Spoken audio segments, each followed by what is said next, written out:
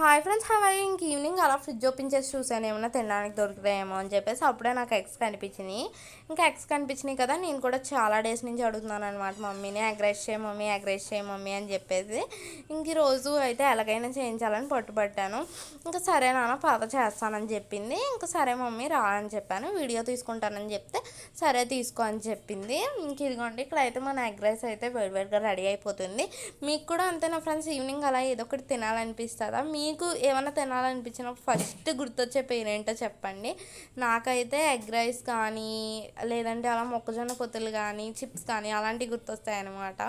మీకు ఎలాంటివి గుర్తొస్తాయో కామెంట్ చేసేయండి. ఇక్కడైతే మన రైస్ కూడా పడిపోయింది.